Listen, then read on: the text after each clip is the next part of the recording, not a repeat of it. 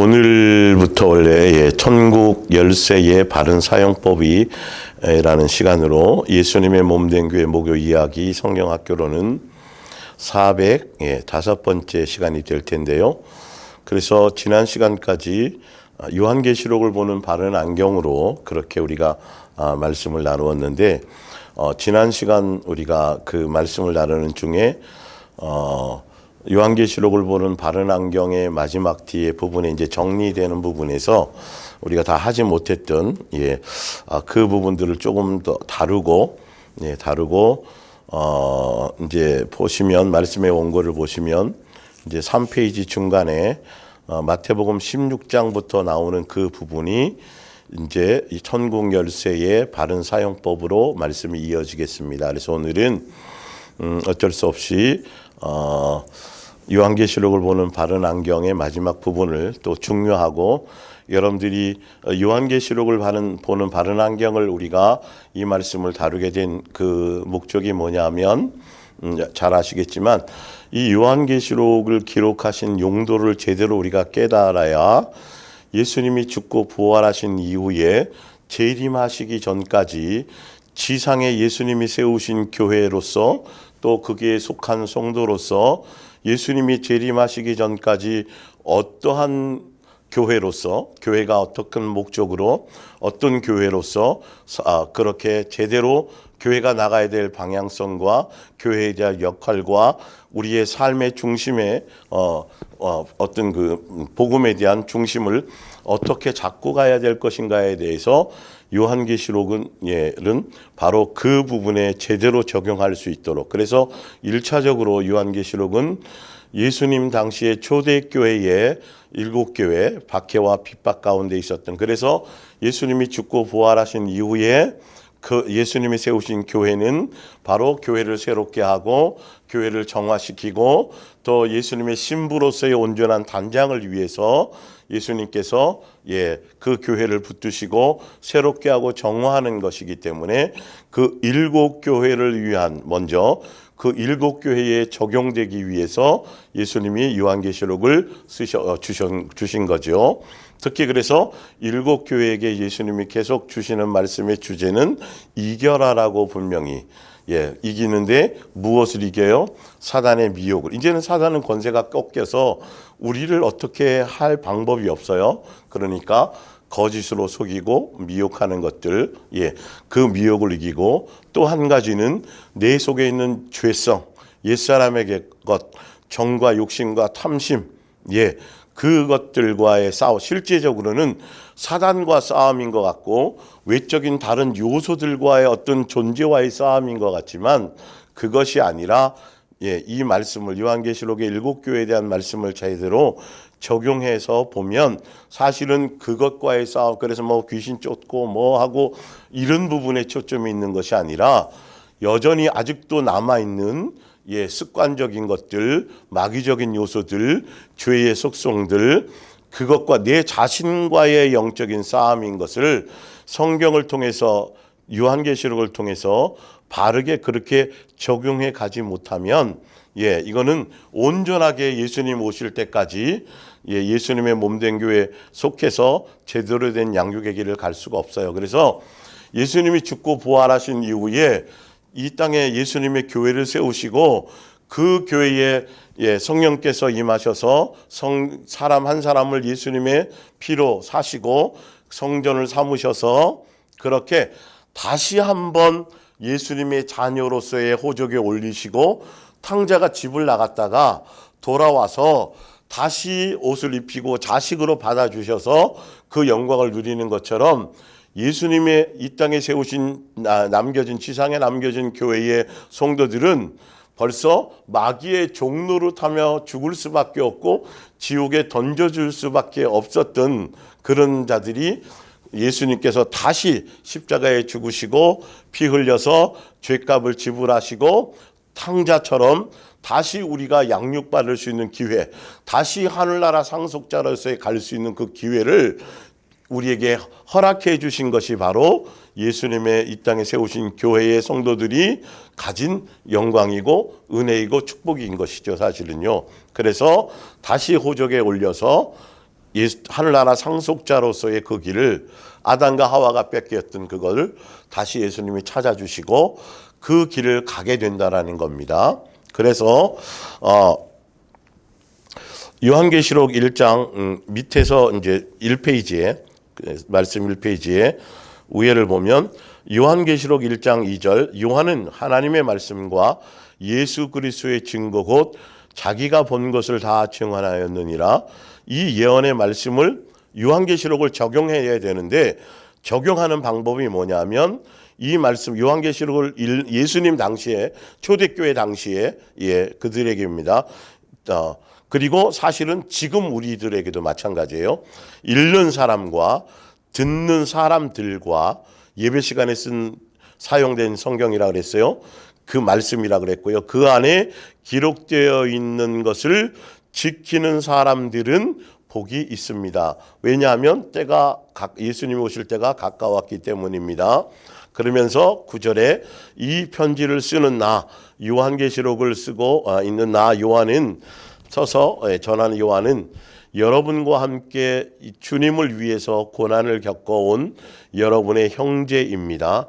나 역시 여러분과 마찬가지로 예수님께 인내를 배웠으며 그분의 왕국에 들어갈 특권을 받았습니다. 그러니까 예수님의 몸된 교회에 속해서 이 땅의 지상에 남아있는 예수님 그 초대교회 성도들 환난과 핍박과 고난과 양육받고 있는 그들은 다른 것이 아니라 그 삶을 통해서 예수님이 재림하시기 전까지 뭐 하는 것이냐면 교회 안에서 교회를 통해서 예수님께 인내를 배우고 또 예수님의 하늘나라의 예수님 사랑의 아들이 나라로 옮겨져서 그 하늘나라 상속자로서 예수님의 왕국에 예수님의 나라에 함께 들어갈 특권을 받은 사람으로 그 특권을 권세를 가진 그 권세자로서 이 땅에 남아있지만 그 양육의 길을 가는 거라는 거예요. 그러나 나는 하나님의 말씀을 선포하고 또 예수 그리스도에 대해서 알고 있는 일을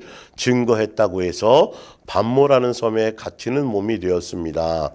그러면서 7 교회에 대해서 이길 수 있도록 무엇을 이겨야 되는지에 대해서 교회가 새로워져야 될 것들, 회개해야 될 것들, 또 더 강력하게 붙들고 가야 될 것들, 예수님이 그것을 대표성으로 해서 지금 예수님이 재림하시기 전까지 이 땅에 있는 교회들에게 동일하게 제대로 적용해야 될 말씀, 이 7 교회에게 주시는 말씀을 우리는 실제로 어떻게 해요? 우리가 지금 존재하고 있는 이 땅의 교회에게 실제로 각자가 적용하고 그 말씀대로 우리 아까 나와 있잖아요. 그 말씀대로 지키는 사람들이 복이 있다라고 얘기한 것처럼 지켜 나가는 것에 초점을 두어야 되는데 그래서 동일하게 7 교회에다가 계속 예수님이 주시고 나서 끝에는 뭐 하라고 주셨다라고요? 이겨라라고요. 이겨라. 그래서 성경에는 이기는 방법이 나와 있잖아요. 이기기 위해서는 예수님께로 나와야 되고 예수님의 사랑 안에 거해야 되고 그거 분명히 나와 있는 것처럼 그래서 이제 말씀의 절처로 가볼게요. 그러면 이기는데 구체적으로 무엇을 위해서 그러니까 이기는 방법이 무엇이고 이길 수 있도록 예수님이 행해 주시는 것이 무엇이고 교회로 이 땅에 남아있는 성도들이 어떻게 이 삶에 적용을 해야 될 것인가에 대해서 이제 히브리서 12장을 통해서 좀 더 설명을 해드리겠습니다. 히브리서 12장 1절 이 땅에 남아있는 신약의 교회들 예수님의 몸된 교회에 속해 있는 구약의 교회들 말고 그 교회 성도들인 이처럼 수많은 믿음의 사람들이 구약에 먼저 믿음의 선진들이 지금 신약에 남겨져 있는 교회들을 향하여서 뭐 하고 있냐면 응원하고 있다는 장면이죠. 믿음의 사람들이 경기장에 들러 앉아 우리의 경기를 지켜보고 있습니다. 그러니 어떻게 우리가 속도를 늦추거나 뒤로 물러날 수 있겠습니까? 이제는 다리에 달라붙어 우리를 넘어지게 하는 뭐를 털어버리라고요? 죄성을 옛사람의 요소들을 죄를 훌훌 털어버리십시오. 그래서 하나님께서 우리 앞에 정해놓으신 이 특별한 경주의 인내를 가지고 달려가십시오. 하늘나라 상속자로서 상속받는 그 길, 양육받는 그 길을 가는 것에 걸림돌이 되고 있는 뭐와 싸워서 이겨라? 죄성, 죄를 훌훌 털어버리고 다리에 달라붙어서 가지 못하도록, 경주하지 못하도록 계속 그런 것들이 주어져 있는 것과 싸우라는 거죠. 근데 이기는 방법이 이제 볼게요. 2절에 우리의 믿음의 근원이며 완성자이신 예수님만을 바라봅시다. 그분은 십자가의 죽음 뒤에 올 기쁨을 아시고 그 십자가를 수치로 여기지 않고 거기에 달려 죽으셨습니다. 그리고 지금은 하나님의 보좌 우편에 영예로운 자리에 앉아 계십니다.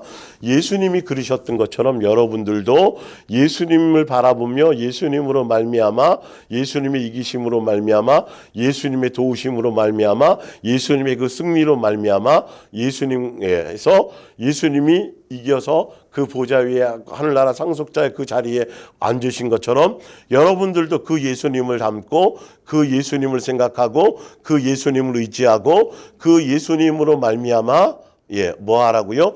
그 자리에 같이 오르셔야 됩니다. 자 볼게요. 그래서 3절에 이렇게 나와 있어요. 그 가야 되는데 만일 여러분이 지치거나 그 자리를 가는 동안 양육을 통해서 어디에 가고요? 하늘나라 상속자로서의 그 길을 가는데 가다 보면 지치거나 낙심케 되거든 죄인들의 무서운 만행을 참고 견디신 예수님의 일을 생각하십시오. 예수님이 우리를 향한 사랑, 예수님이 왜 우리를 위해서 죽으셨는지, 예수님이 왜 우리를 한 가지, 이 부분, 예수님이 우리를 향한 사랑과 예수님이 나를 향한 한결같은 그 은혜를 붙들고 뭐 하라고요? 낙심되고 지치거나 그럴 때도 그 예수님의 은혜와 사랑을 붙들고 뭐 하라고요? 이겨내고 견뎌내라는 것이죠. 그래서 4절에 이겨내고 견뎌내야 될 구체적인 내용이 뭐냐면 여러분이 죄나 미혹이죠. 미혹과 맞서서 싸우고는 있지만 아직 피 흘릴 정도로 심한 싸움을 치른 경험은 없지 않습니까? 5절에 하나님께서는 이렇게 말씀하셨습니다. 내 아들아, 주께서 내게 징계를 내리실 때 너는 화를 내어서는 안 된다. 주께서 내 잘못을 책망하실 때 너는 좌절해서는 안 된다. 이거 굉장히 중요한 부분들이에요. 사실 왜 그러냐 하면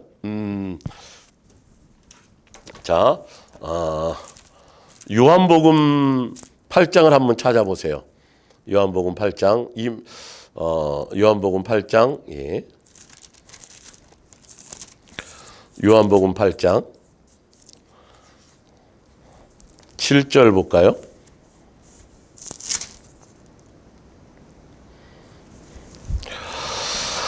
그들이 묻기를 맞이 아니하는지라 이에 일어나 이르시되 너희 중에 죄 없는 자가 먼저 돌로 치라 하시고 다시 몸을 굽혀 손가락으로 땅에 쓰시니 그들이 이 말씀을 듣고 양심의 가책을 느껴 어른으로 시작하여 젊은이까지 하나씩 나아가고 오직 예수와 그 가운데 섰던 여자만 남았더라. 예수께서 일어나사 여자 외에 아무도 없는 것을 보시고 이르시되 여자여 너를 고발하던 그들이 어디에 있느냐? 너를 정죄한 자가 없느냐? 대답하되 주여 없나이다. 예수께서 이르시되 나도 너를 정죄하지 아니하노니 가서 다시는 죄를 범하지 말라 하시니라. 그리고 다시는 죄를 범하지 않고 죄를 이길 수 있는 방법을 12절에 말씀해 주시는데 예수께서 또 말씀하여 이르시되 나는 생명의 빛이니 나를 따르는 자는 어둠에 다니지 아니하고 생명의 빛을 얻으리라 이렇게 말씀하셨죠. 현장에서 간음하다 잡힌 여인은 율법을 이 현장에서 간음하다 잡힌 여인을 잡아서 예수님께 데려온 사람들은 율법을 말씀을 잘 아는 사람들이에요. 그래서 실제로 현장에서 간음한 현장에서 여인을 잡아다가 예수님 앞에 데려와서 돌 어떻게 할까요? 돌로 쳐 죽일까요? 라고 판결을 구할 때에 예수님께서는 땅바닥에 묵묵히 계속 쓰시면서 사실은 뭐죠? 그들의 죄성을 드러냈을 거고 그들이 어느 누구도 이 현장에서 가늠하다 잡힌 여인뿐만이 아니라 사실은 어느 누구도 예수님 앞에는 의로운 사람이 없거든요. 알고 보면. 예. 그래서 예수님이 직접 말씀하세요. 예. 이 중에 죄 없는 자가 돌로 치라는 거죠. 예. 그랬더니 다 갔어요. 그래서 예수님이 뭐라고 말씀하시냐면 너를 잡아 죽이려고 정죄하던 사람, 심판하려고 했던 사람들이 다 어디 갔느냐 할 때 다 갔대요. 그래서 예수님이 나도 너에게 죄를 정하지 않는다. 예수님은 죄를 정하러 오신 분이 아니거든요. 그래서 그렇지만 죄를 정하지 않고 내가 너를 죄를 묻지 않을 터인데 다시는 가서 죄를 범침하지 말라. 그러면서 죄를 범하지 않을 방법을 설명해 주는데요. 지금 왜 제가 이 말씀을 전달하고자 하느냐면 만약에 이렇게 현장에서 가늠하다 잡힌 여인 아니면 평생을 창녀로 살면서 누가 봐도 이거는 죄인일 수밖에 없고 죄인이라고 손가락질 받을 수밖에 없는 이 사람이 이제 죄와 싸워서 이겨서 생명의 빛 되신 예수님으로 이렇게 살아가며 양육받아 가다 보면 수없이 자기가 생각했던 것 이상으로 많은 것들이 죄가 드러날 거란 말이죠. 생명의 빛이 들어가고 말씀이 들어가면 그 속에 있는 것들이 드러나서 계속 끄집어 나오게 될 거라는 것이죠. 그럴 때마다 그 사람은 어떻게 생각할까요? 자책을 할까요? 아니면 그것을 인정하고 오히려 더 예수님을 찾고 예수님 앞에 가까이 나가려는 것에 도움을 가질까요? 제가 왜 이 말씀을 드리냐면요. 기본적으로 우리는요. 교회라는 틀 안에서 살다 보면서 나름대로 착하게 살아야 된다, 선하게 살아야 된다고 생각하고 그래도 나름 노력하고 애쓰면서 남을 죽이려고는 하지 않고 살인이라든지 사기라든지 도적질이라든지 그나마 나름대로 그렇게 살려고 하는 인간적인 어떤 종교적인 기준의 선을 가지고 살았던 사람들이에요. 그런데 사도 바울이 사실이 유대교에 있을 때 자기가 예수님의 원수고 예수님을 잘 믿는 자를 잡아 죽였고 죄인 중에 괴수고 이런 거를 전혀 알지 못했어요. 오히려 죄인 중에 괴수요 많은 사람을 지옥으로 끌고 갔던 사람이요. 스데반을 십자가에 죽였던 그것도 오히려 당당하게 저 스데반은 당연히 죽여도 쌀 사람이야 라고 생각할 정도로 오히려 자기는 의롭고 자기는 잘 믿었고 자기만큼 선한 사람이 없다라고 생각했은 유대교에 있을 때 사도 바울이요. 그런데 예수님을 만나고 났더니 그게 아니라 이거는 자기보다 더 악한 죄인이 없고 수많은 어떤 사람보다도 자기가 죄인의 괴수라고까지 예수님이 비추어 주신 거예요. 말씀으로 보여주신 거예요. 그리고 예수님도 직접 내가 누구냐면 네가 나를 핍박했어. 핍박했던 예수야라고까지 직접 나타나서 말씀하시고 나서 사도 바울이 로마서 7장이나 이런 데 보면 어떻게 됐어요? 까무러칠 정도죠. 이 죄와 싸워 이겨야 되는데 나의 죄성과 싸워서 이겨야 해서 이제는 내 주제와 내 모든 것들을 파악을 했는데 그런 것들이 드러날 때마다 잘 되지 않을 때마다 사도 바울이 고통스러워하고 도대체 죽을 만큼 힘들어하고 나를 이 사망의 법에서 어떻게 나를 좀 건져줬으면 이것을 이겨나갈 수 있어야 되는데 라고 힘들어했던 것처럼 우리 또한 복음을 만나서 예수님을 만나서 지금 성경을 통해서 양육받아져 간다라는 것. 지금 신약의 교회를 통해서 예수님이 정화하신다 그랬죠. 새롭게 하신다 그랬죠. 새 사람 되게 하신다 그랬죠. 예수님이 세우신 교회 안에서는 그리스도의 장성한 분량에 이르도록 우리를 양육하시고 새롭게 하시는데 항상 우리가 놓치고 있는 것 중에 하나가 뭐냐 하면 우리는 원래 사도 바울보다도 더하도록 현장에서 가늠하다 잡힌 여인보다도 차라리 현장에서 잡혀서 잡힌 여인이라면 오히려 자기의 주제를 더 정확하게 파악을 해서 예수님께서 우리 속에 있는 것을 끄집어내고 보여주실 때마다 어떻게 해요? 그냥 용납하고 더 예수님께로 갈 수 있는 것이 되어질 터인데, 나름 그래도 창녀처럼은 살지 않고, 나름 사기꾼으로는 살지 않고, 나름 정과는 좀 범한 적이 없고, 나름 그래도 사람들에게 인정받고 그래도 바르게 살아보려고 노력하고 애썼던 이 종교적인 습성이 있으니까, 예수님이 아무리 습성이 있고 종교적으로 그 안에 이 포장지를 씌우고 있어도 우리는 선한 것이 하나도 없어요.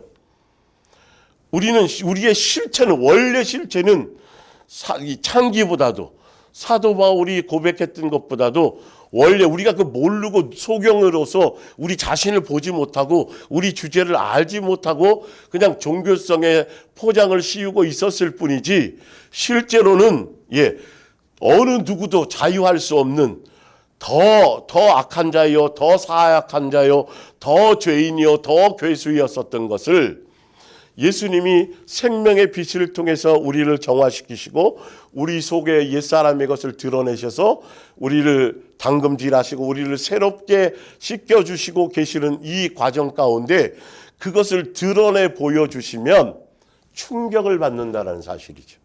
그 위에 보면 보세요. 내 아들아, 주께서 내게 징계를 내리실 때 너는 화를 내거나 왜 나에게 이렇게 반응하는 사람이 있는가 하면, 또 주께서 내 잘못을 책망하실 때, 내 속의 것을 끄집어내 보여주실 때에 너는 뭐 하냐? 좌절해서는 안 된다. 여러분, 이 좌절한다라는 건 나는 어느 정도 그래 누구보다는 선한 걸로 알고 있고 내 주제가 이 정도까지는 아닌 줄 알았는데 이런 거란 말이야. 이렇게 내가 자꾸 실수한단 말이야. 내 속에서 계속 이게 나와야 된단 말이야. 이게 벌써 교만인 거고 어리석음이에요. 왜 그러냐면 예전은 소경이었거든요. 사도 바울이 소경이 유대교에 있을 때 그 종교에 물들어서 거기에 교리에 빠져서 거기에 특심이었을 때 소경이었었다면, 그래서 비누를 예수님이 벗겨주시고 그래서 자신을 보고 눈을 떠 보니까 그때부터 예수님의 인도함을 받고 예수님의 그걸 보니까 이거는 자기 속이 보인 거죠.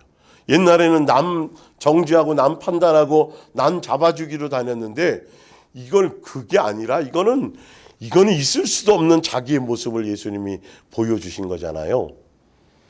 그래서 우리도 이제는, 예전에는 몰랐어요. 그래도 누구보다는 나은 것 같고, 여기 성경에 나와 있는 세리나 창기보다는 나는 살인은 안 했으니까, 나는 사기꾼은 아니었으니까, 나는 정과는 없으니까, 이렇게 자기 멋대로 종교적인 기준으로 그래도 죄인이긴 하지만 죄인 중에도 또 레벨이 있잖아 사고 스스로 생각하면서 좀 괜찮은 사람인 척하고 생각했었는데, 아니요, 예수님이 눈을 띄어서 내 실체를 보여주시니까 이게 그 착각 속에 있던 것들이, 그래서 그 착각을 여러분들 버리시라는 소리예요. 이것을 버리지 않으면 거기에 충격을 받고 좌절하고 낙심하고, 그래서 그것이 내 속에 있는 것을 제거해 주시고 이런 거나 마찬가지라 그랬잖아요. 내가 몸이 이상해서 병원 갔더니 이 뱃속에 큰 종양 덩어리가 있어서 그게 어떤 신경을 누르고 있어서 그래서 그것 때문에 이렇게 돼서 그 덩어리, 암덩어리를 제거해야 됩니다라고 할 때 먼저 뭐부터 해요? CT나 엑스레이 찍어 보여주잖아요. 그래서 이게 여기서 이게 보이시죠? 이거가 지금 누르고 있어서 그래요. 이거를 날짜를 잡아서 수술해서 이거 제거를 할 겁니다. 라고 설명하는 것처럼 예수님이 내가 몰랐던 것들을 지금 이 양육의 과정을, 이 신약이 지금 세워진 교회를 통해서 새롭게 하고 예수님이 오실 때까지 점도 없고 흠도 없는 자로서 하늘나라 상속자로서 그 양육의 길을 가는 사랑의 열매를 맺는 자로서 가는 옛사람의 것을 버리고 새사람 되어지는, 아까 말하는 죄의 속성, 죄의 유혹, 그죠? 정과 욕심, 탐심, 이런 것들을 제거하고 새롭게 하시려고 예수님이 끊임없이 내 속에 더러운 것들을 씻겨내시기 위해서 씻어서 보여주시고 이렇게 나타내시고 하는 건, 너 속에 있는 것이 이런 것이 있는 걸 내가 널 제거할 거야, 씻어낼 거야 라고 예수님이 보여주시는데, 거기에 좌절하고 거기에 충격을 받으면 아직도 여러분 속고 있는 거예요. 우리의 실체를 아직도 모르고 있는 거예요. 그럴 때마다 오히려 뭐 해야 돼요? 감사해야 돼요. 의사가 와가지고 수술 다 끝나고 와서 이런데 이렇게 해서 이거였다고요. 이거. 이게 이 덩어리가 지금 선생님 그 속에 있었던 게 이게 암덩어리인데 죽은 세포인데 내 몸속에 있었지만 죽은 세포란 말이에요. 나를 해롭게 하는 거란 말이죠. 사단의 미혹에 넘어지게 하는 정과 욕심과 탐심 덩어리란 말이죠. 이게 한두 개가 있는 게 아니에요. 예수님이 오실 때까지 끊임없이 우리는 그 정화 작업을 하고 그 깊이 속에 숨어 있는 그것을 보여주시고 그걸 발견하게 해서 그래서 어쨌든 이거였단 말이죠. 라고 의사가 갖고 왔더니 이 환자가 그 암덩어리를 붙들고 아이고 내 살덩어리야. 내 속에 있었던 내 세포야. 네가 얼마나 이러고 그거 붙들고 여러분 그렇게 하고 있다라면 의사가 수술할 맛이 나겠어요? 아이 보기도 싫어요. 징그러워요. 버려주세요. 이래야지 맞는 거잖아요. 그러니까 잘못된 종교적인 그 습관들이 습성이 아직도 내 속에 남아서 자꾸 아니라 빨리 인정하셔야 된다니까요. 이거보다 더 많은 것들, 더 더러운 것들, 더 악한 것들, 더 많은 실수, 더 많은 요소들을 내 속에 가지고 있는 걸 예수님이 끊임없이 앞으로도 제거하실 텐데 그것을 의사가 갖고 와서 보여주면 아이고 감사해요. 이제 좀 더 좀 가벼워진 것 같고 이런 생활하기에 좀 편한 것 같은데 고생하셨어요. 오히려 감사해야 되는데 여기에 계속 눌려서 자꾸 척하는 데 속아서 사람에게 인정에 속아서 사람이 나를 어떻게 볼까라고 자꾸 엉뚱한 것에 예수님 앞에 우리는 그게 아니에요.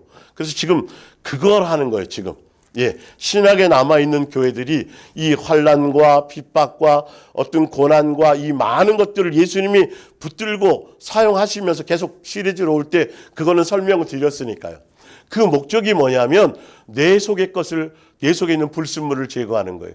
내 속에 세상적인 욕망을 내가 생각하고 있는 내 자신의 어떤 죄의 수준 내가 생각하고 있는 내 자신의 어떤 악함의 수준 여러분 그 정도로는 아니에요.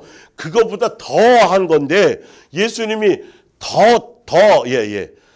오히려 제가 여러 번 설명드렸잖아요. 여러분이 자고 있을 때 더 큰 덩어리들 더 충격받을 것들 더 까무러칠 것들은 오히려 그걸 예수님이 제거하시고 그냥 감당할 수 있을 만큼만 지금 보여주시는 거라고. 근데 그 왜 보여주시는 줄 아세요?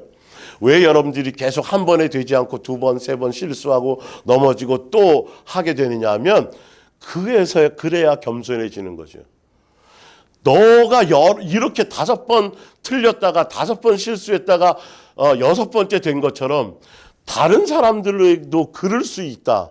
너에게 그만큼 내가 은혜를 베풀고 내가 너를 그만큼 탕감해주고 그만큼 기회를 주고 인내를 준 것처럼 다른 사람에게도 그럴 수 있다라는 것을 적용하라고 예수님이 나를 겸손케 하기 위해서 그걸 하는 거예요.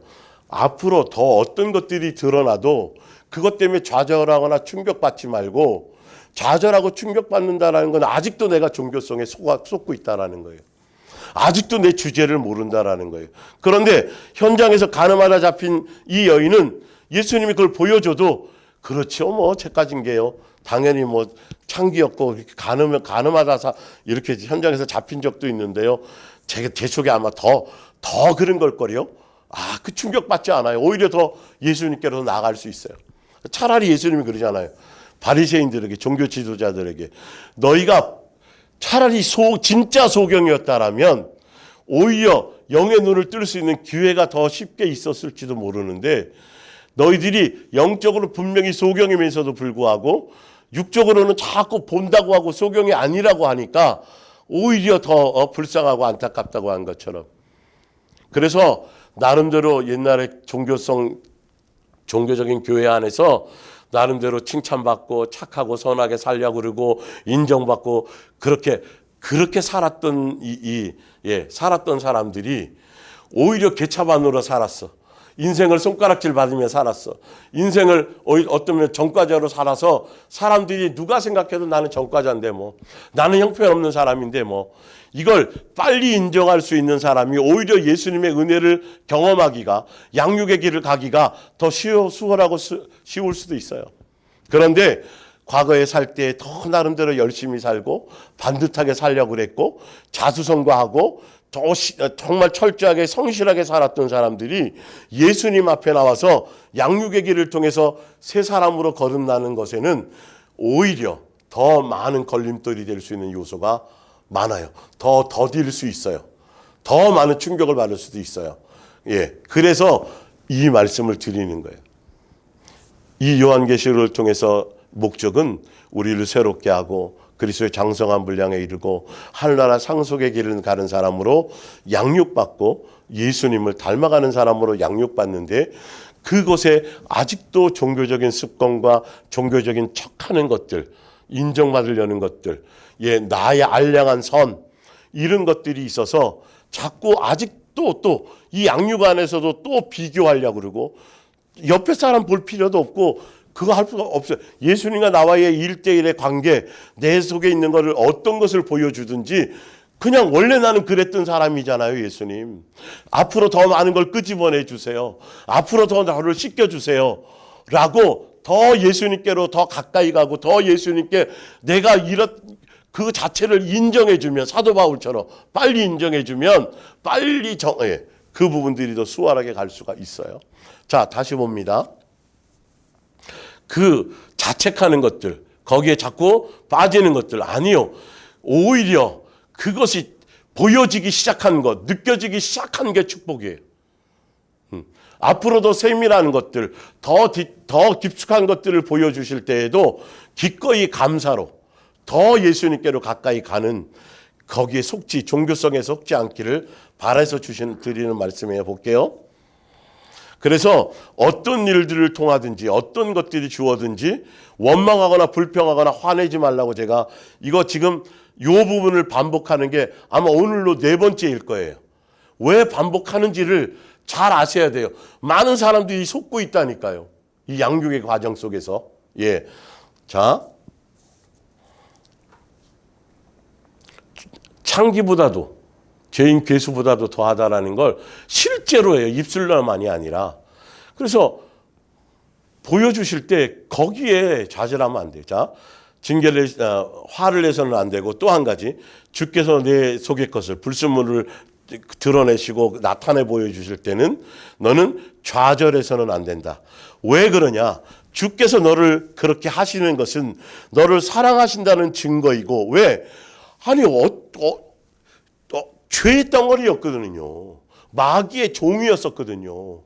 거기서 건져내서 이제는 그걸 씻긴단 말이에요. 여러분, 된장 항아리로 쓰던 걸 물 항아리로 여러분 사용하기 위해서라면 된장 긁어내고 물로 헹궈내고 된장 씻어내고 바로 물을 집어넣어서 물 항아리를 쓸 수가 없어요. 거기서 여러 번 울겨내야 된다니까요. 그 속에 쪄들어 있는 것이 있다니까요.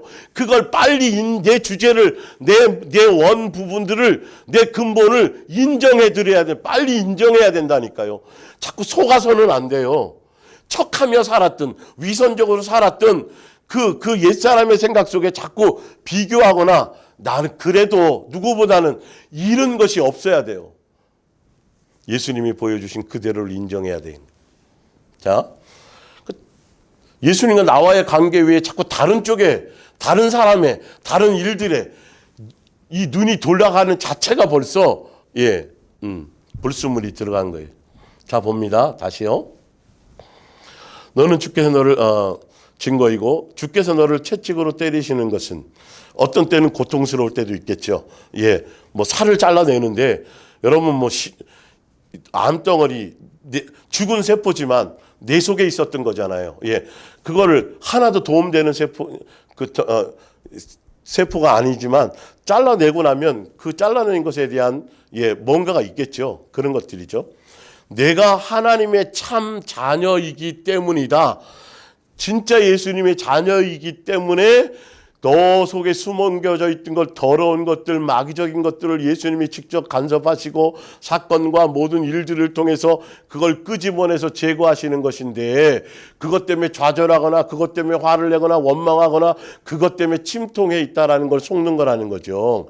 그래서 이유를 설명해 주시는 거예요. 왜 그렇게 하시는 건지. 자, 하나님께서 내리시는 시련을 참아내십시오. 하나님께서는 아버지로서 당연히 자녀에게 하실 일을 하고 계십니다. 아버지로서 자기 자식을 단련시키지 않는 사람이 어디 있겠습니까? 만일 여러분이 잘못을 저질렀다면 자녀가 부모에게 꾸지람을 듣듯 하나님의 질책을 받는 것도 당연합니다. 그렇지 않다면 여러분은 하나님의 자녀도 가족도 될 수 없습니다. 여러분 속에 아직도 여전히 죄성적인 것, 탐심과 욕심과 더러운 것들이 아직도 남아있는데, 그걸 그냥 부모가 놔둔다라면 거기 쏘가서 골마서 냄새가 나고 거기 파리가 들끓고 그런데도 놔둔다라면 그건 버린 자식이에요. 버린 자식이에요. 예. 자, 봅니다. 베드로전서 1장 29절. 여러분은 그리스도를 믿을 특권뿐만이 아니라 그리스도를 위한 고난을 받을 특권까지도 받았습니다. 고린도서 4장 16절. 그러나 여러분이 그리스도인이라는 이유로 고통을 받는다면 양육을 받는 것을 통해서 고통을 받는 그것은 조금도 수치스러운 일이 아닙니다. 오히려 그리스도의 한 식구가 되어 그리스도의 그 빛나는 이름으로 불리는 특권을 받았다는 증거이니 하나님께 찬양을 드립시다. 자, 베드로전서 1장 6절. 그러므로 진심으로 기뻐하십시오. 이 세상에서는 잠시 동안 여러 가지 시련으로 괴로움을 당하겠지만 앞에는 영원한 즐거움이 기다리고 있습니다. 이러한 시련은 여러분의 믿음이 얼마나 강하고 순수한 것인가를 보고자 하는 시험에 불과합니다. 여러분은 예수 그리스도를 한 번도 뵌 적이 없는데도 사랑하고 있습니다. 지금 그분의 모습을 보고 있는 것도 아니면서 그분을 믿고 있습니다. 지금 여러분은 땅 위에서 살고 있지만 말로는 다 표현할 수 없는 하늘로부터 오는 기쁨으로 행복감에 젖어 있습니다. 바로 이 같은 믿음이 여러분의 영혼을 구원하는 것입니다. 데살로니가후서 1장 5절. 이는 하나님의 공의로운 심판의 표요 너희로 하여금 하나님 나라에 합당한 자로 여김을 받게 하려 함이니 그 나라를 위하여 너희가 또한 고난을 받느니라. 베드로전서 4장 13절. 오히려 여러분을 그리스도의 고난에 동참하게 하려는 것이니 진정으로 기뻐하십시오. 장차 그리스도의 영광이 나타나는 날 여러분은 그 영광을 함께 받고 한없는 기쁨을 맛보게 될 것입니다. 여러분이 그리스도인이라는 것 때문에 저주와 또 모욕을 당하거든 행복해 하십시오.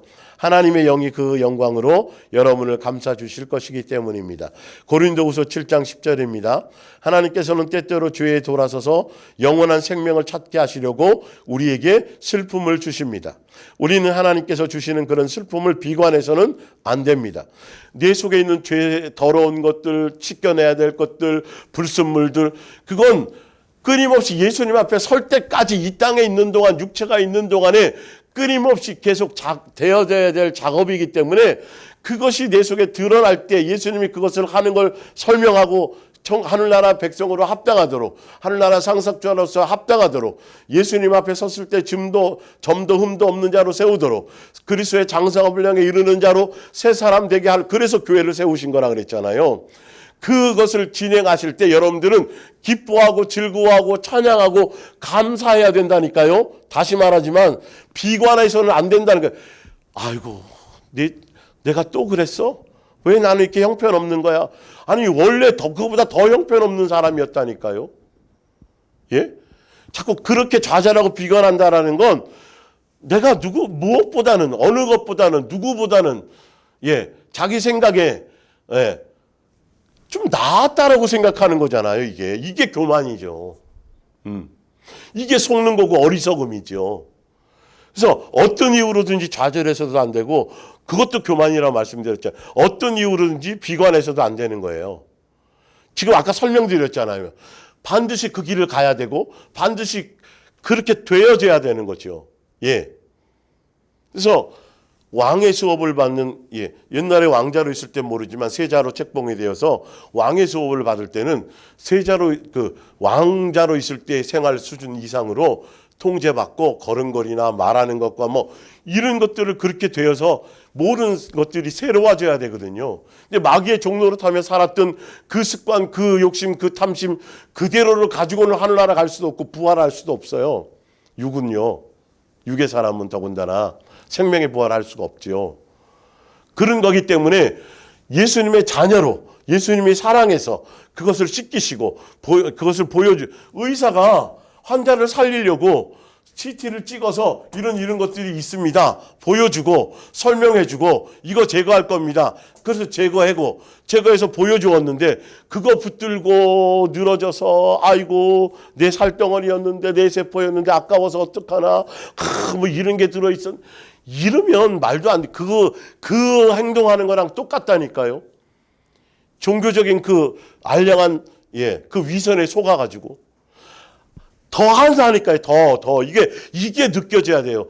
생명의 빛이 빛 대신 예수님을 따라가면 내가 누구보다 좀 낫고 이만큼 선했고 영혼 낫고 이만큼 됐고 그걸 보는 게 아니라 더 형편없는 걸 느끼게 된다니까요.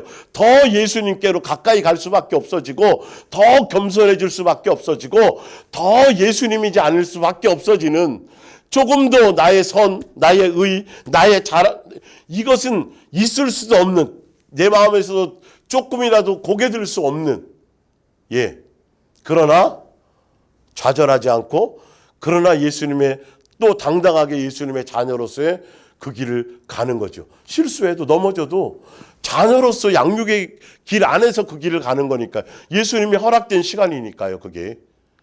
그런데 아이고 또 그렇게 됐네. 아이고 어떡하지.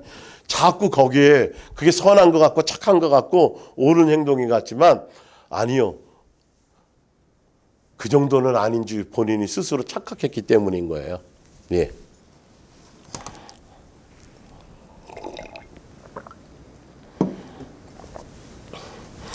내 속에 있는 내 자신과의 싸움, 내 속에 있는 내 의와의 싸움, 내 속에 있는 내 죄성과의 싸움, 그것과의 싸움을 이기라는 소리예요.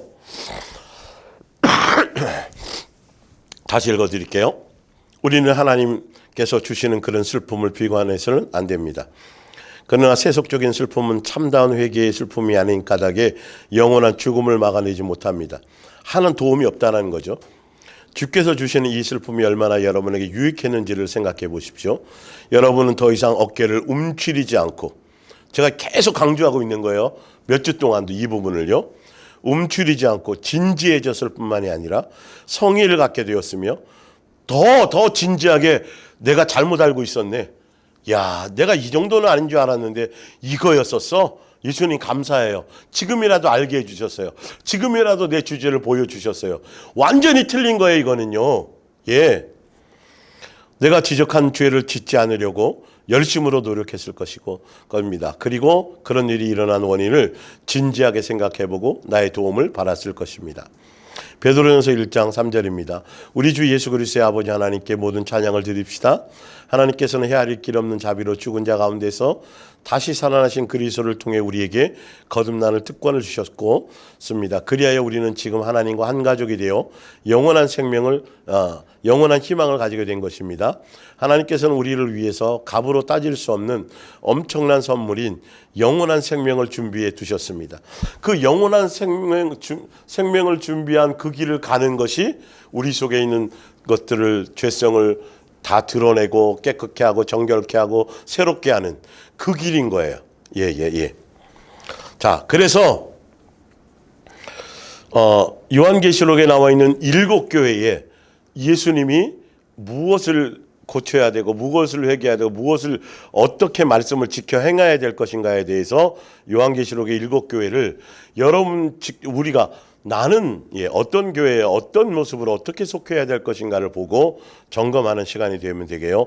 그리고 자세히 보시면 무엇을 예수님이 책망하고 계시고 무엇을 예수님이 칭찬하고 계신지도 보셔야 돼요.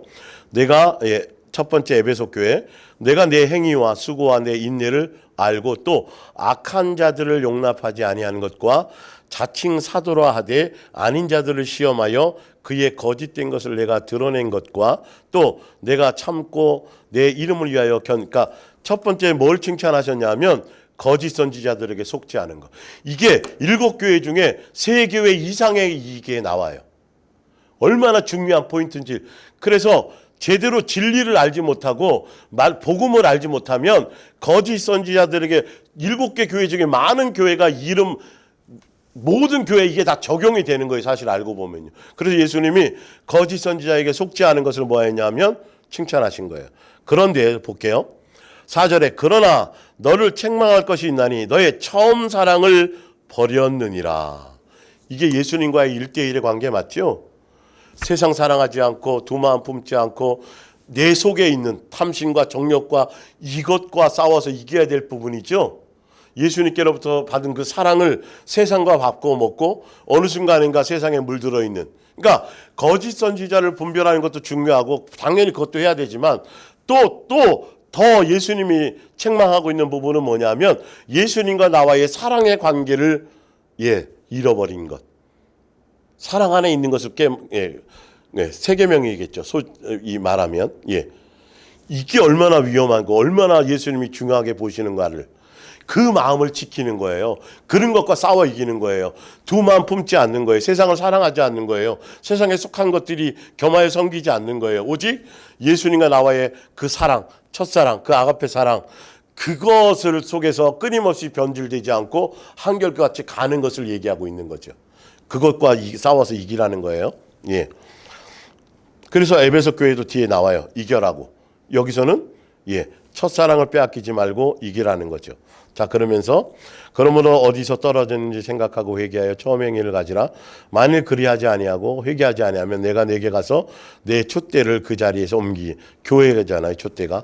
또 6절에 오직 내게 이것이 있으니 내가 니골라당의 행위를 미워하는도다. 나도 이것을 미워하노라. 자, 소모나 교회의 사자에게 편지한 내가 내 환난과 궁핍을 알거니와 실상을 내가 부유한 자니라. 자칭 유대인이라고 하는 자들의 비방도 알거니와 실상은 유대인이 아니요 사탄의 회당이라. 거짓된 자들이라는 거죠. 너는 장차 받을 고난을 두려워하지 말라. 볼지어다 마귀가 장차 너희 가운데 몇 사람을 오게 던져 시험을 받게 하리니 너희가 10일 동안 환난을 받으리라. 내가 죽도록 충성하라. 끝까지 예수님을 사랑하라 그 말이에요. 그리하면 내가 생명의 관을 내게 주리라. 여기 봤더니 마귀와 싸우는 것이 실제로 마귀에 대한 뭔가가 하는 것이 아니라 자기 속에 있는 죄성과 예수님만을 사랑하지 않고 다른 이런 거, 두 마음 품 이런 것과의 싸움이란 말이에요. 자세히 보세요. 버가모 교회 사자에게 편지하라. 내가 어디에 사는지를 내가 아노니 거기는 사탄의 권자가 있는 데라. 내가 내 이름을 굳게 잡아서 내 충성된 증인 안디바가 너희 가운데 곧 사탄이 사는 곳에서 죽임을 당할 때에도 나를 믿는 믿음을 저버리지 아니하였도다. 한결같이 끝까지 예수님 붙들고 갔다라는 거죠. 사단이 득세하고 있는 그 지역에 사단의 권자가 있다고 할 정도로 강력한 세력에 있는 그곳에 교회가 존재하는데 그래도 믿음을 지켰다라는 거죠. 그러나 내게 두어 가지 책망할 것이 있는데 거기 내게 발람의 교훈을 지키는 자들이 돈을 사랑하는 자들이죠. 있다. 발람이 발락을 가리켜 이스라엘 자손 앞에 걸림돌을 놓아 우상의 제물을 먹게 하였고 또 행음하게 하였느니라. 이와 같이 내게도 니골라당의 교훈을 지키는 자들이 있느니라. 세상하고 짝하고 음행하고 하는 이런 것들이. 이거는 예수님과의 1대1의 관계 안에 있는 거죠, 사실. 그리고 교회적으로도 마찬가지고요. 교회는 예수님만 사랑하게 하는 것이에요. 세상 것들이 들어오게 하면 안 돼요. 이런 부분들. 지금 7교회에게 예수님이 계속 교회마다 이 말씀을 하시는데 그 내용들이 다 보면 우리의 죄성, 마귀적인 것, 세속적인 것 이런 부분에 대한 얘기라는 거예요. 두아디라 교회의 사자에게 편지하라. 내가 내 사업과 사랑과 믿음과 섬김과 인내를 하노니 내 나중 행위가 처음 것보다 많도다. 두아디라에 남아있는 이 교훈을 받지 아니하고 소위 사탄의 깊은 것을 알지 못하는 너희에게 말하노니 다른 짐으로 너희에게 지울 것이 없노라. 다만 너희에게 있는 것을 내가 올 때까지 굳게 잡으라. 20절에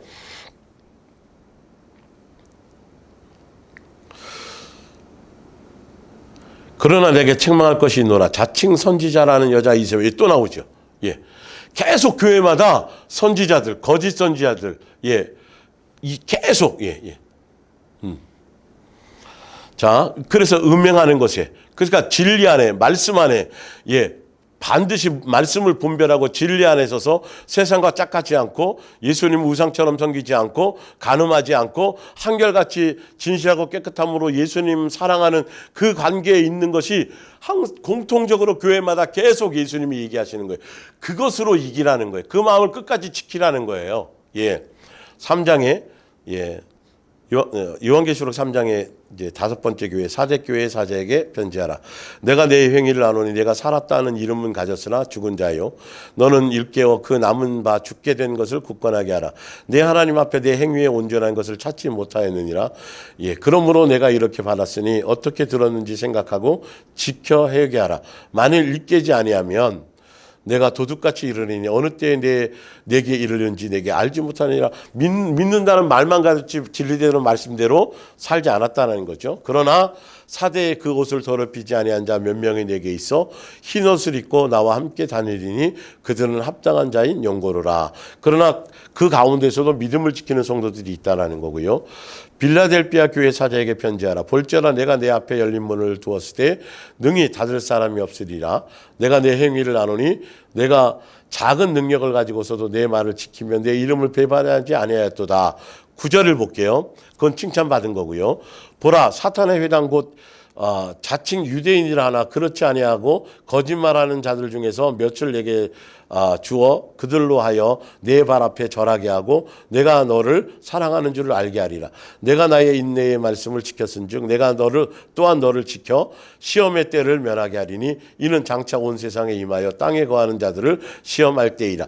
한결같이 예수님 사랑하고 예수님 계속 같은 내용에 알고 보면 형태는 교회마다 여러 가지로 말씀하시지만 세상 짝한 거, 간음한 거, 음행한 거 뭐 이런 것과 또 거짓에 속은 것 이런 것과에 대한 그러나 한결같이 예수님 말씀 안에서 순종하고 그 부분 진리 안에서 계명 안에서 살아가는 것들을 얘기하는 거죠. 그 계명이 세 계명을 얘기하는 겁니다. 7번째 라오디아 교회 사자에게 편지하라. 내가 내 행위를 아노니 내가 차지도 아니하고 뜨겁지도 아니하도다. 내가 차든지 뜨겁든지 하기를 원하노라. 내가 이같이 미지근하여 뜨겁지도 아니하고 차지도 아니하니 내 입에서 너를 토하여 버리리라. 내가 말하기를 나는 부자라 부유하고요 부족한 것이 없다나 내 공고한 것과 가련한 것과 가난한 것과 눈먼 것과 벌거벗은 것을 알지 못하는도다. 이 종교적인 대표적인 교회들을 얘기하는 거예요. 종교적인 교회들. 형식과 믿는다고 하지만 헛되이 믿고 멋대로 믿고 잘못된 교리를 따라가는 자들이요. 내가 너로 권하노니 내게서 불로 연단한 금을 사서 부유하게 하고 흰 옷을 사서 입어 벌거벗은 수치를 보이지 않게 하고 끊임없이 예수님 뭐 하시는 거예요? 기회를 주는 거죠. 돌아올 기회도 주시고 더 견고하게 갈 기회도 주시고 그래서 요한계시록은 교회를 새롭게 하고 정화하고 예수님께로 돌아오게 만들기도 하고 오히려 기회도 주시고 더 예수님을 향하여 바르게 끝까지 갈 수 있도록 또 주시고 그래서 결론은 예수님의 말씀으로 죄를 이기고 죄성을 이기고 옛사람의 것들을 이기고 또 너의 속에 있는 탐심과 욕심과 마귀적인 모든 요소들을 그것을 제거하고 그것을 이겨야 그것으로 예수님으로 말미암아 그것을 이겨야 예수님의 사랑 안에 있어야만 그걸 이길 수 있는 거죠. 그래야만 뭐 하는 거다? 예수님께서 지금 말씀하신 것처럼 그러기 위해서 요한계시록을 써서 우리에게 계속 격려하시고 어떻게 할 것을 설명해 주시고 인도해 주시는 거예요. 그러니까 지금 신약에 남겨진 신약의 교회들은 그리스도의 장성한 분량에 이르고 그래서 뭐와 싸우는 거죠? 나 자신과의 싸움이에요. 내 속에 있는 정과 욕심과 탐심과의 싸움이에요. 내 속에 있는 음행과의 싸움이에요. 내 의와 내 선과 내 자랑과 나의 마귀적인 요소와의 싸움이라는 것이죠. 그러기 위해서 누구에게 집중해야 돼요? 예수님께 붙어 있어서 예수님께 집중하고 그래야 예수님이 수많은 일들과 수많은 사건과 수많은 것들을 통해서 내 속에 있는 불순물을 보여주시고 제거해 주시고 우리에게 보여주시고 나타나시고 씻겨주시고 하시게 되는데 그 과정을 가야만 내 속의 것이 드러나는 거거든요. 그래서 우리에게 보여주신단 말이에요. 근데 그럴 때 우리는 뭐 해야 되냐면 기뻐하고 감사하고 찬양해야 되는 거예요. 왜? 나의 속에 있는 것들을 예수님이 제거해 주시는 거니까. 그런데 좌절하거나 어깨를 움츠리거나 슬퍼하거나 이렇게 되면 그건 100% 1000% 사단에게 속는 거예요. 내 종교적인 의의에 속는 거예요. 예.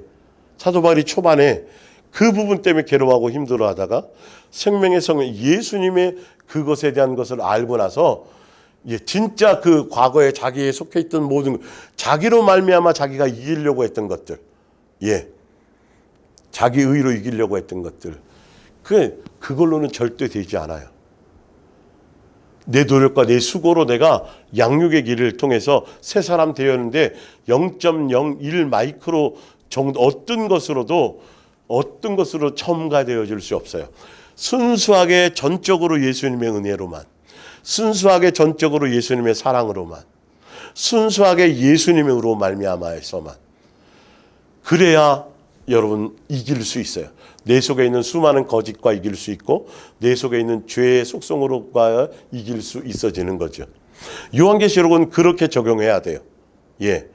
요한계시록의 7교회에 봤더니 다 그런 내용이야. 예수님만 사랑해야 되는 것들, 끝까지 계명을 따라가야 되는 것들, 짝하지 말아야 될 것들, 내 속에 있는 정과 욕심과의 것들의 싸움이지, 교회에 나와서 여러분 전도 많이 하고 기도 많이 하고 뭐 열심히 하고 충성하고 뭘 헌신 많이 하고 그런 내용이 요한계시록 7교회에 한 구절도 없어요. 내 속에 있는 죄성과의 싸움이라니까요. 옛사람과의 싸움이라니까요. 그래서 예수님이 세우신 예수님의 몸된 교회는 그리스도의 장성한 분량에 이르게 하는 교회, 새 사람 되게 하는 교회, 마귀적이고 옛사람적인 요소를 그거를 다 제거하시고 그 안에 우리의 마음볼을 변화시키시고 그 안에 예수님의 사랑의 DNA를 주어서 그 교회가 사랑의 공동체로서 사랑의 열매 맺는 교회로서 가게 하는 것이에요. 그 안에 함께 속해서 같이 사랑의 열매를 맺으려면 자기 자신의 자기의 어떤 그 모습을 나는 진짜로 제가 다시 설명드리지만 실제로 세상의 창기, 세상의 전과자, 세상에 드러난 죄인들이 예수님의 은혜 가운데 실제로 이 양육의 길을 가기가 더 수월할 수 있을 정도로, 실제는 아니겠지만 그러나 인정하기가 쉽거든요. 근데 우리 종교적인 어떤 포장지에 쌓여 있었던 사람들은 특히 더 반듯하게 인정받으며 살고 칭찬받으며 살고 그런 것에 목말라 살았던 사람들은 이 예수님이 뭔가 보여주시고 주변에 어떤 누가 권면을 하거나 지적을 해줘도 경기를 일으키는 거예요. 자기는 안 그렇다는 거죠. 자기는 절대 그런 거가 아니라는 거죠. 그러면 이거는 수술할 수가 없어요. 예수님이 그거는 제거할 방법이 없는 거죠. 그래서 여러분들이 그 부분들을 그걸 돌파하기가 그래서 그냥 성경대로 예수님이 비춰주시는 대로 나만큼 악하고 나만큼 더럽고 나만큼 교만하고 나만큼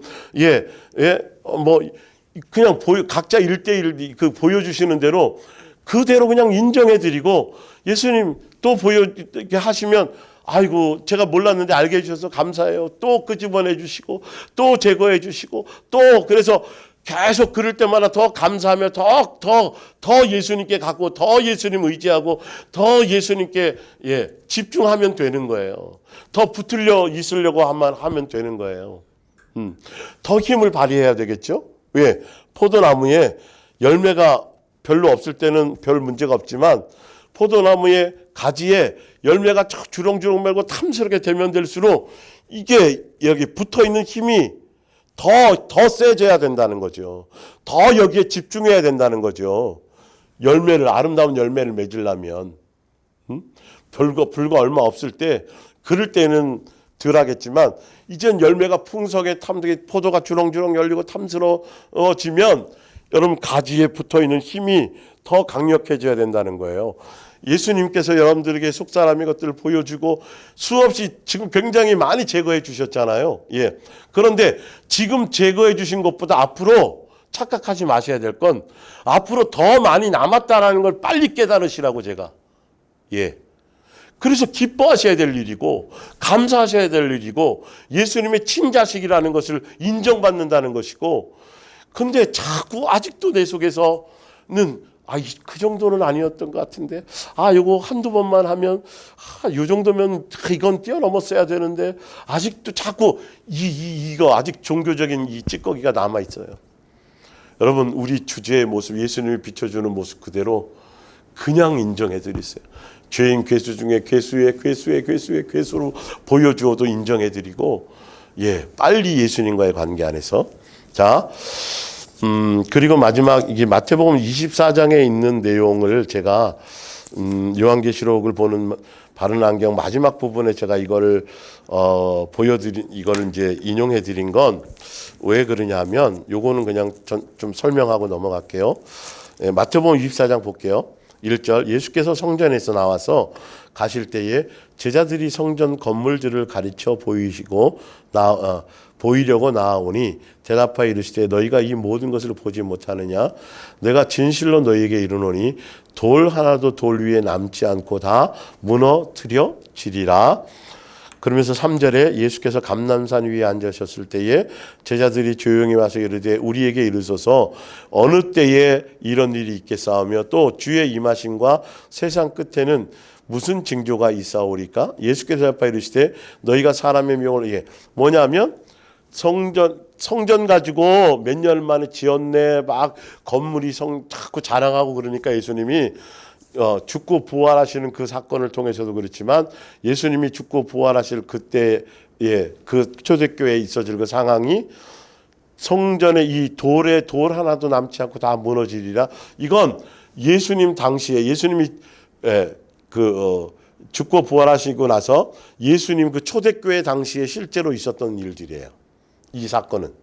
그러니까 제자들이 그 성전이 무너지는 게 언제이고, 왜냐하면 예수님이 오셔서 이 땅에 왕권으로 해서 자기네들이 뭔가 차지할 걸로 생각했으니까요. 하여튼 그리고 또 마지막 때 예수님이 재림하실 때는 어떤 일이 있습니까라고 얘기할 때 이 마태복음 24장을 설명하면서 이 마태복음 24장의 내용이 사람의 미혹을 받지 않도록 조심하라 그러면서 초반에 앞에 쭉 설명하잖아요. 기근이나 지진이나 이런 일이 있다 할지라도 마지막 때는 아니고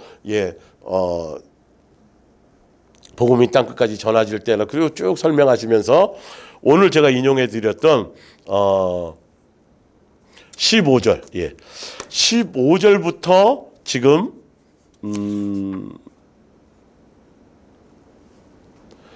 15절부터 22절까지의 그 내용은요, 예수님 당시에 있었던 이스라엘에 대한 심판에 대한 얘기예요. 그리고 예수님 마태복음 24장을 할 때 이스라엘이 성전이 무너지는 것, 실제로 되는 것, 이스라엘에게 내렸던 그 심판과 예수님이 오실 우주적인 심판에 대해서 한꺼번에 설명을 그 설명 안에 그것을 함께 집어넣어서 하다 보니까 이 목사님들이 그걸 읽어가면서 이게 헷갈려서, 그러니까 왜 제가 이 마태복음 24장 요걸 잠깐 설명드리냐면 앞부분에 24장 그 앞에 부분부터 지금 보여드리는 15절 그 앞에까지는 전반기 3년 반 환란이라고 생각하고 15절부터 이스라엘에게 주어졌던 그걸 후반기 3년 반이라고 이렇게 설교하는 목사님들도 계셔서 제가 그건 그런 차원으로 설명한 게 아니고 첫 번째 예수님이 말씀하신 건 예수님이 죽고 부활하시고 이스라엘의 성전이 무너질 거에 대해서 예수님 그 초대교회 당시에 로마를 통해서 있어질 그 심판, 그 부분에 그건 이스라엘에게만 주어진 심판이에요. 그러니까 마태복음 지금 24장 15절부터 22절까지는 이스라엘이 초대교회에 직접적으로 예수님 십자가에 못 박고 나서, 그리고 나서 예수의 피를 우리에게 돌리라 그러고, 그 이후에 유대인 2차 세계대전을 통해서 유대인들 죽고 이거 다 거기에 환란과 그 안에 들어가겠죠. 그러나 그 이전에 로마를 통해서 요한계시록이 쓰여지고 적용될 그 당시에 벌써 그 지금 마태복음 24장 15절의 그 내용이 이스라엘, 우주적으로 온 게 아니고 이스라엘에게만 주어진 거예요. 그게 그 부분의 설명을 자꾸 우주적인 예수님이 오실 것에 환란을 얘기하는 거라고,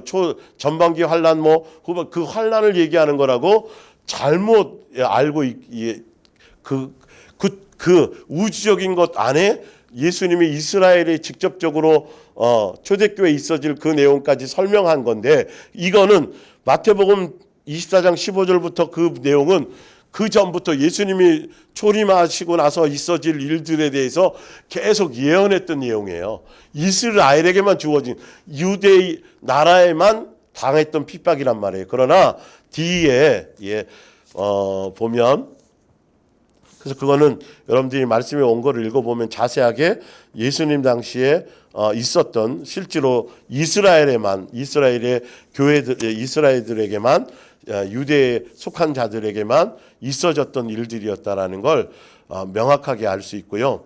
그리고 이제 27절부터 보면 번개가 동편에 나서 서편까지 3페이지에 있습니다. 번쩍인과 같이 인자의 임함도 그러하리라. 죽음이 있는 곳에는 독수리들이 모일 것이니 그날 환난 후에 즉시. 그래서 이 앞에는 이스라엘에 대한 환난이라고 분명히 했는데, 지금 29절에 그날 환난 후다 보니까 이게 그렇게 연결을 하다 보니까 앞에 이스라엘에게 초대교회 그 당시에 있었던 몇백 명이 죽고 로마에게 죽임당하고 했었던 구약에 있었던 예언이, 예수님이 초림 이후에 있어졌던 그 예언에 성취되는 그 내용을 이어서 이것이 있은 다음에 예수님이 오시는 것처럼 이렇게. 그런데 29절에 그날 환난 후에라는 의미는 어떤 특정한 그곳에 어떤 짧은 기간 동안에 있었던 어떤 사건, 환난 후에라는 뜻이 아니라 오랜 세기 동안을 얘기하는 거예요. 그러니까 이거는 예수님이 죽고 부활하신 이후에 초대교회 그 당시에 이스라엘에 임했던 로마를 통해서 티도 장군을 통해 가지고 있었던